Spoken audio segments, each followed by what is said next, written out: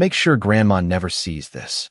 Those 6 words appeared on my screen on a quiet Tuesday morning, and by the time I finished reading the message beneath them, I realized my family had been having conversations about me for years that I was never meant to see. I was sitting at my kitchen table with a cup of coffee growing cold beside me when it happened. The November sunlight filtered through the lace curtains above the sink, casting soft patterns across the hardwood floor. Outside, a light wind pushed golden leaves across my backyard. It should have been an ordinary morning. Instead, it became the day everything changed. My name is Evelyn Harper. I am 69 years old, a widow, a mother, a grandmother, and until that morning, I believed I knew my family. The notification appeared on an old tablet that Michael had given me 3 Christmases ago. It was not even my primary device anymore. I mostly used it for recipes and crossword puzzles. The battery barely held a charge. Yet somehow, that forgotten tablet became the doorway to a truth I never wanted to find. At first, I assumed it was a mistake. A message preview flashed briefly across the top of the screen. The group name caught my attention immediately. Thanksgiving without drama. I frowned. I did not remember being part of any family chat with that name. Curious, I tapped the notification.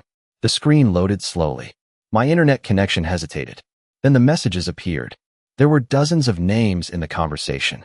Michael, my daughter-in-law Rachel, my sister Carol, my nephew Brian, even my granddaughter Sophie. Everyone was there. Everyone except me. I stared at the screen for several seconds. Surely there had to be an explanation. Maybe it was a planning group for a surprise dinner. Maybe they were organizing something special. Families create group chats all the time. I told myself not to jump to conclusions. Then I scrolled upward. The first message I saw was from Rachel.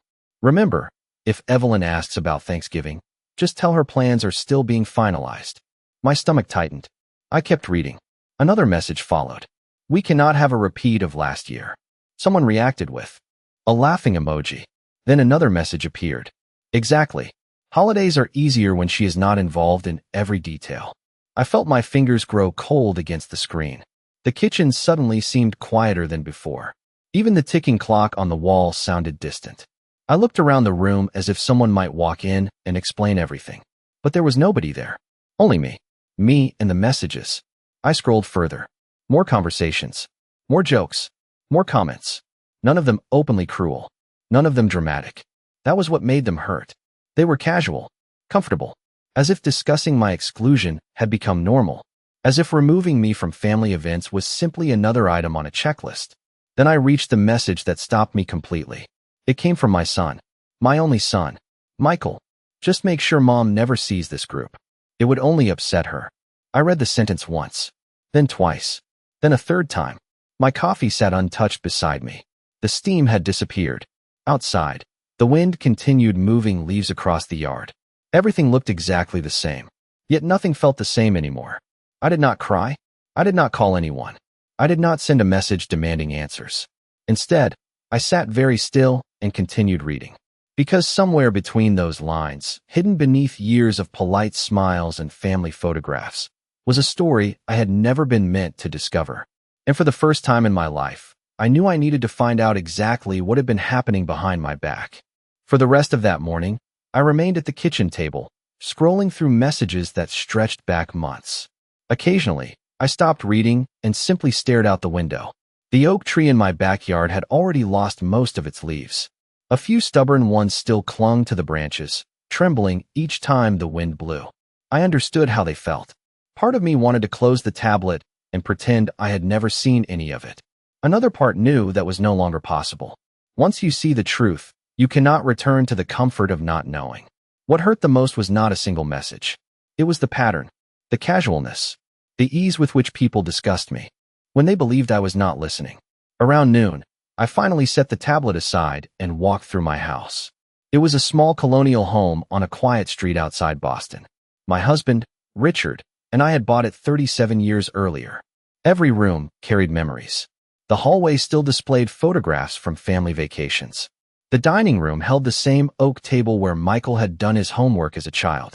The living room contained the old recliner where Richard spent countless evenings reading newspapers. For years had passed since I lost him, yet sometimes I still expected to hear his footsteps crossing the floor. After Richard died, I devoted myself even more to family. It gave me purpose. Michael and Rachel both worked demanding jobs, so I helped whenever they needed me. I watched Sophie after school. I drove her to piano lessons. I attended soccer games, school plays, and parent nights whenever they could not. Every Thanksgiving dinner for the past decade had been prepared in my kitchen. Every Christmas cookie exchange happened in my dining room. Every birthday cake came from my oven. I never kept score. Family is not supposed to work that way. You help because you love people. You show up because they matter. At least that was what I believed. Looking back, I realized something else. Over the past few years, subtle changes had crept into my life. Small things. Easy things to dismiss. Family dinners scheduled with little notice. Weekend plans I learned about after they happened. Group photographs appearing online from gatherings I never knew existed. Each incident came with a reasonable explanation. A scheduling mix-up. A forgotten phone call. A last-minute change. Individually, none of them seemed significant. Together, they formed something far more troubling. I entered the living room and picked up a framed photograph from Sophie's 8th birthday party. Everyone smiled at the camera. Balloons filled the background. I remembered that day clearly because I almost missed it. Rachel had texted me the wrong start time. At the time, she apologized repeatedly. I accepted her explanation without question. Now, a memory I once dismissed returned. With uncomfortable clarity. There had been another family barbecue 2 summers ago. Michael told me it was canceled because rain was expected. Later that evening, Sophie accidentally posted photographs from the event online. The weather had been sunny all day. Again, everyone apologized. Again, I believed them. I sat down on the couch and stared at the photograph in my hands. My chest felt heavy, but I still refused to cry. Not because I was strong, because I was trying to understand. Understanding felt more important than emotion at that moment. By late afternoon, I returned to the kitchen and opened the tablet once more. This time, I did not focus on recent messages. I scrolled backward, month after month, conversation after conversation. The deeper I went, the more a painful realization emerged. This group chat was not new. It had existed for nearly 3 years. 3 years of conversations. 3 years of decisions. 3 years of family moments happening just beyond my view. And somehow, through all that time, I remained completely unaware. As darkness settled outside and the first porch lights flickered on across the neighborhood, I found myself asking a question I never imagined I would ask about my own family. Was I being forgotten? Or was I being quietly removed from their lives one conversation at a time? That night, I barely slept. Every time I closed my eyes, fragments of conversations drifted through my mind. Little comments, casual remarks, messages written in seconds that carried the weight of years. Around 3 in the morning, I got out of bed and walked downstairs. The house was silent except for the faint hum of the refrigerator. I made a cup of tea and sat in the darkness of the kitchen, staring at the tablet resting on the table. Part of me feared what I would find if I kept reading. Another part feared what it would mean if I stopped. By sunrise, I had made my decision. I needed to know everything. I spent the next several hours carefully scrolling through older messages. At first, the conversations seemed ordinary. Discussions about holiday menus, birthday gifts, weekend plans. Then certain phrases began appearing over and over again. Do not mention it to mom yet. Let us keep this simple. She does not need to know. The words repeated so often that they no longer felt accidental. They felt like policy, as if everyone had silently agreed that information should reach me only after decisions were already made. Around mid-morning, I found a conversation from 18 months earlier. The family had planned a weekend trip to a lake resort. I remembered that weekend clearly because Michael told me everyone was staying home to rest. I had spent those 2 days alone, gardening in my backyard and watching old movies. Meanwhile, according to the messages in front of me, they had rented cabins, gone boating, and taken dozens of photographs. Rachel even joked about what excuse they should give me afterward. Several people responded with laughing emojis. I stared at the screen for a long time before continuing. My hands remained steady. That surprised me. I expected anger. Instead, I felt something colder. Clarity. As the hours passed, more memories resurfaced. Sophie's middle school music recital. I remembered arriving late because Rachel texted me the wrong start time. At the event, she apologized repeatedly and blamed a scheduling mix-up. In the group chat, however, I found a message sent 2 days before the recital. If Evelyn comes after the first performance, it will be easier. Sophie gets nervous when too many people are around. I read that sentence 3 times. Sophie had never said any such thing. In fact, she always asked me to attend her performances. The realization settled heavily in my chest. Someone had made that decision for her. Then I discovered something that hurt even more. It was a conversation about my 70th birthday, which was only a few months away. Family members discussed possible dinner locations, guest lists, and travel schedules. One message from Rachel stood out immediately. Maybe we should keep it small. The bigger the event, the more emotional she gets. Another relative agreed. Then Michael replied. I held my breath as I read his words. Honestly, Mom is happiest when she thinks everything is her idea. It is easier to manage expectations if we do not involve her. Too early. Easier to manage. I set the tablet down and looked out the window. The sky had turned gray. A light rain had begun falling across the neighborhood. For nearly 40 years, I had believed my relationship with my son was built on trust. Yet the man I thought I knew seemed strangely absent from these conversations. In his place was someone who discussed me like a problem to solve, a responsibility to manage, a complication to minimize. As painful as that realization was, another thought disturbed me even more. These messages did not sound like a sudden change. They sounded practiced, comfortable, familiar, which meant this was not a misunderstanding.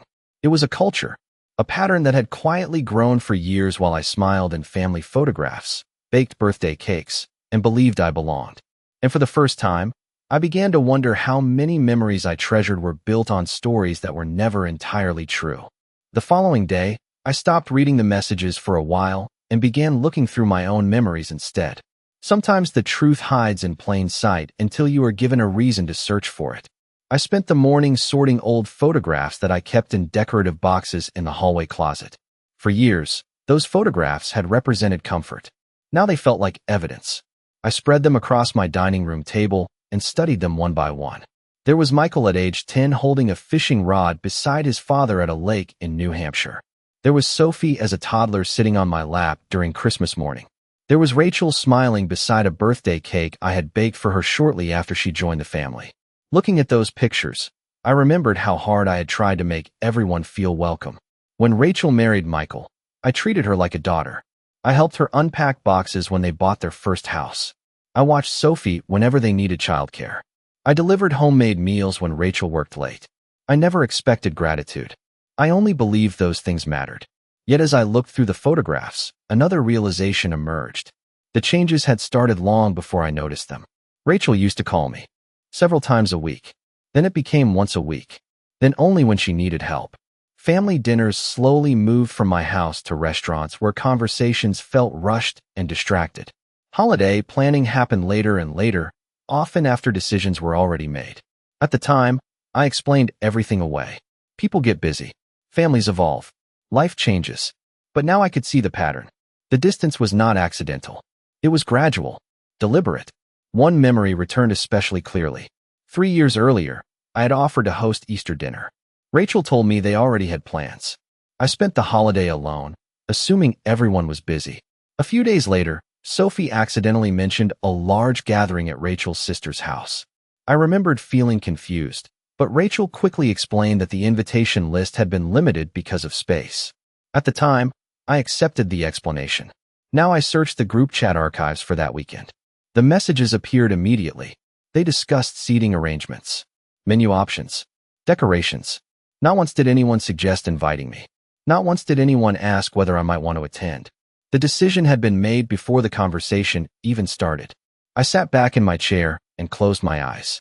What hurt was not being excluded from a single event. What hurt was realizing how many explanations I had accepted without question. How many times I had chosen trust over suspicion. I thought about Richard. My husband had always been observant.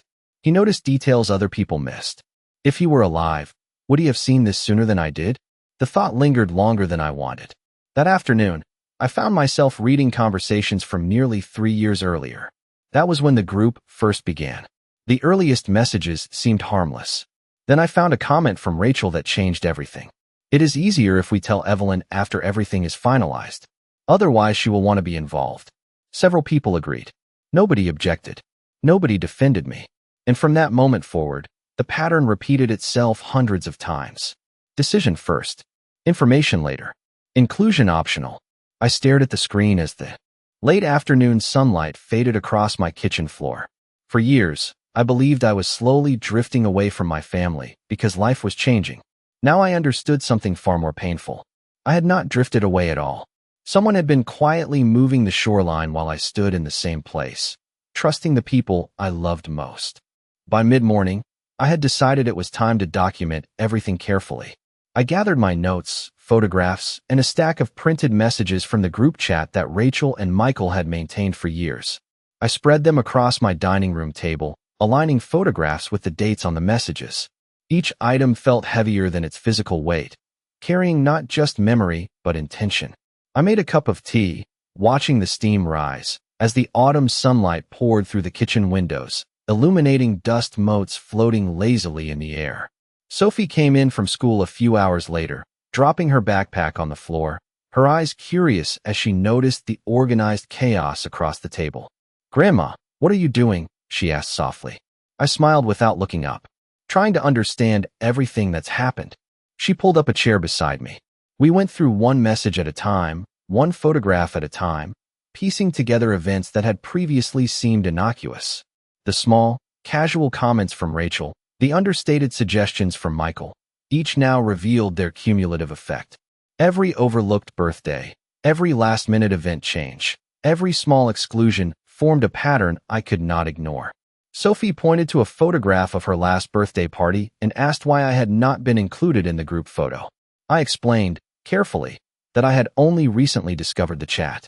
She nodded thoughtfully, then said, "They really tried to hide it from you, did not they?" I did not answer immediately. Instead, I studied the arrangement of the photos, seeing how every memory had been altered subtly in real time by the decisions made in the chat. The realization was not just about the events themselves, but the way they had been constructed to exclude me systematically.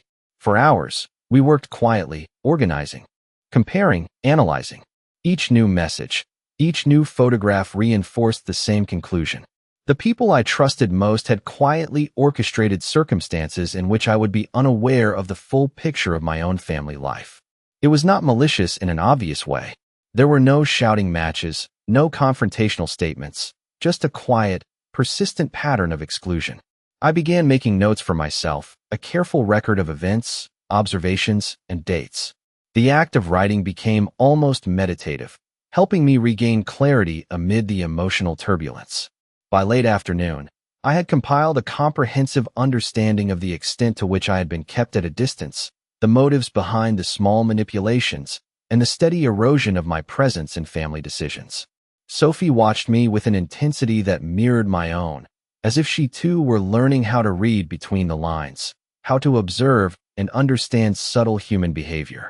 When the kitchen clock chimed 5, I set down my pen and leaned back, looking at the full spread of evidence before me. The room was filled with sunlight softened by the afternoon clouds, dust motes still dancing in the warm light. It was quiet, but not empty. I felt the first real sense of empowerment in weeks.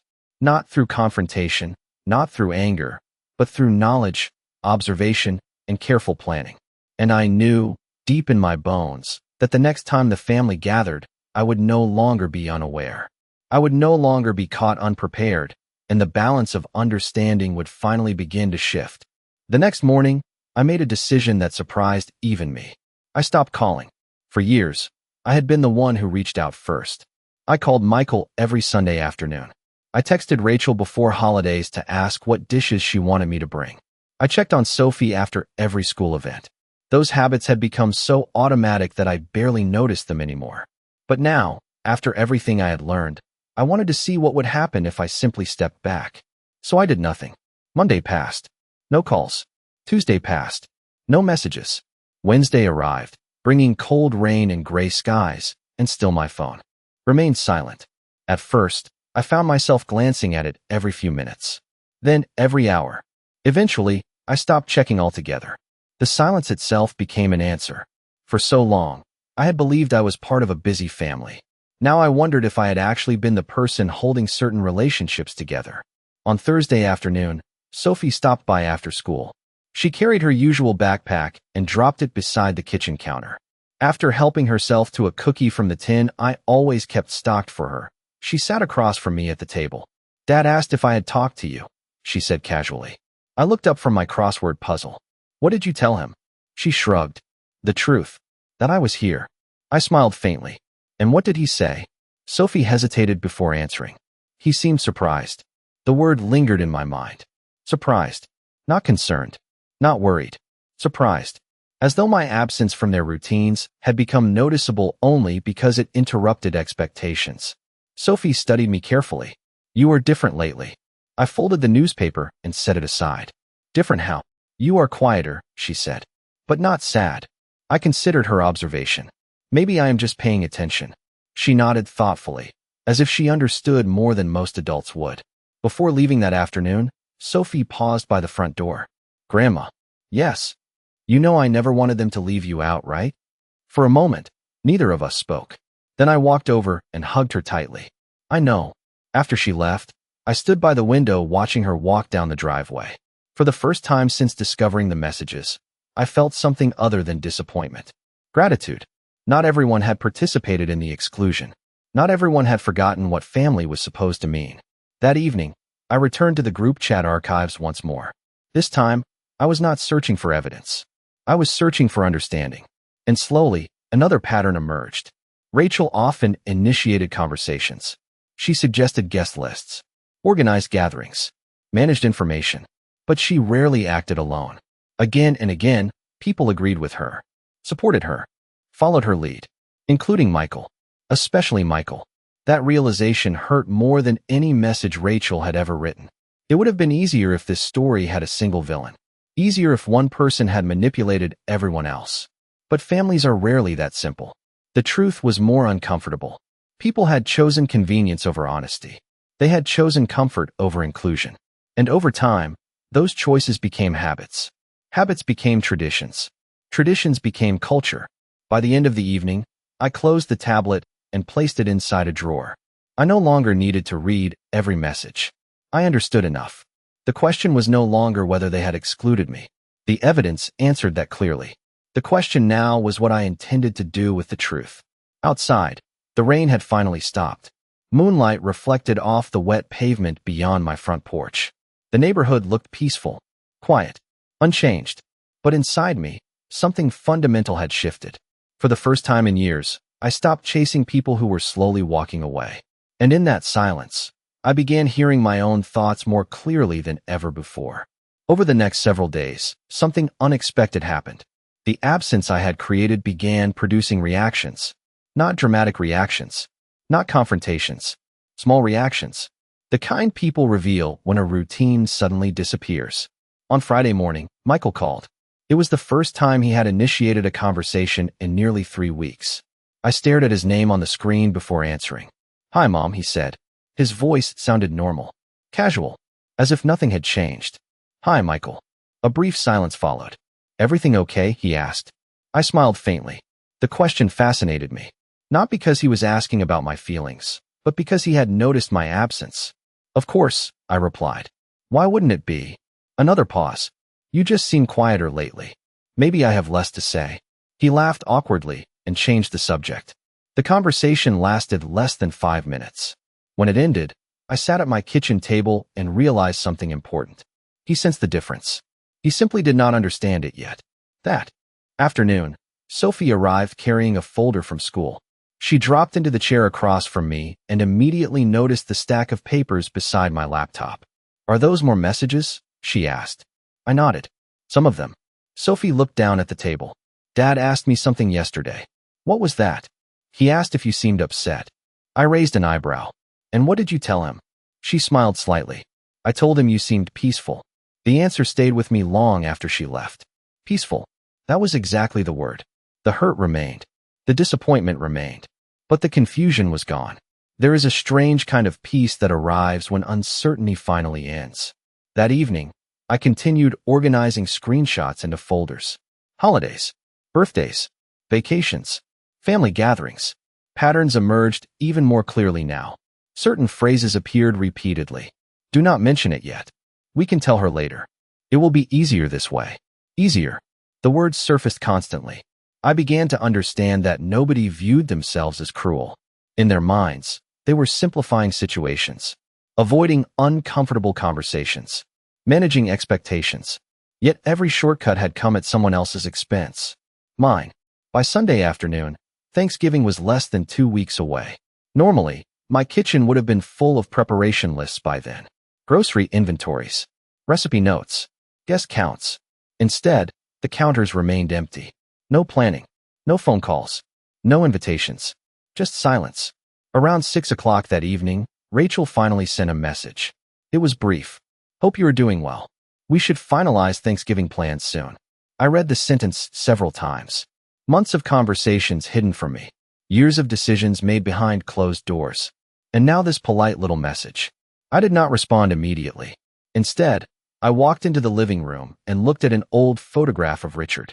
He stood beside a barbecue grill, smiling into the camera during a 4th of July celebration 20 years earlier. Family surrounded him. Children laughed in the background. Nobody was excluded. Nobody was managed. Everybody belonged. I stood there for several minutes before returning to my phone. Then I typed a simple response. That sounds like a good idea. Nothing more. No accusations. No anger. No questions. Just patience. Because for the first time, I was no longer reacting to what my family chose to show me. I was seeing the entire picture. And somewhere ahead, Thanksgiving was approaching. The same holiday they had spent weeks discussing without me. The same gathering they assumed would unfold exactly as planned. They believed they still controlled the story. What none of them realized was that I had already read every chapter they thought was hidden. Thanksgiving morning arrived cold and clear. Sunlight spilled across the frost-covered lawns of the neighborhood, turning every rooftop silver. I woke before dawn, just as I always had on Thanksgiving. For decades, this holiday had revolved around preparation. I would normally be checking recipes, organizing serving dishes, and making lists before most people were awake. This year was different. My kitchen remained quiet. No turkey sat thawing in the refrigerator. No pies cooled on the counter. No handwritten notes covered the table. The silence felt unfamiliar at first. Then it felt liberating. Around 9 o'clock, my phone rang. Michael. I answered calmly. Happy Thanksgiving, Mom. Happy Thanksgiving, Michael. We are all gathering at Rachel's sister's house around noon. Are you still coming? The question hung in the air. For years, invitations had often arrived after decisions were made. Now he sounded uncertain, almost cautious.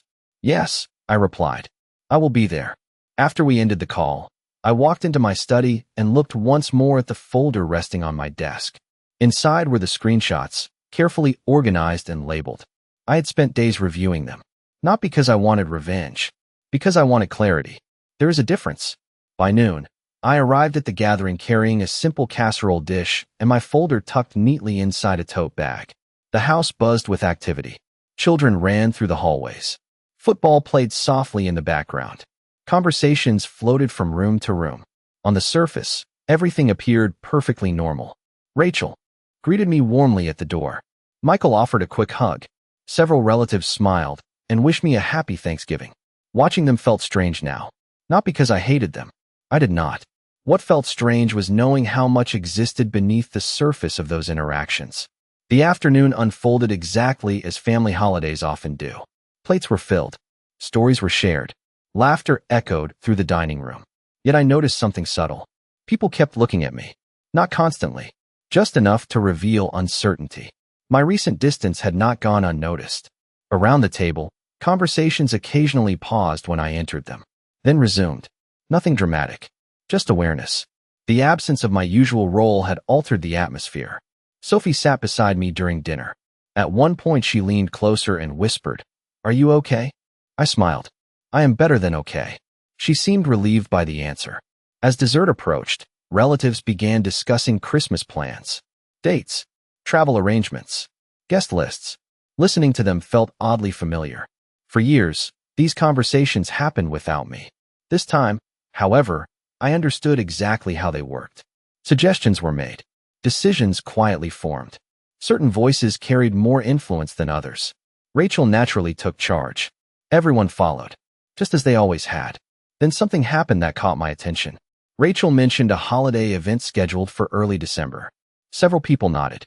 One relative asked whether everyone had been informed. Rachel hesitated for a fraction of a second. Barely noticeable. Then she answered, almost everyone. The room fell slightly quieter. Nobody seemed sure how to respond. I looked down at my coffee cup and smiled softly. The moment passed quickly, but it told me everything. The old patterns were still there. The difference was that I could finally see them.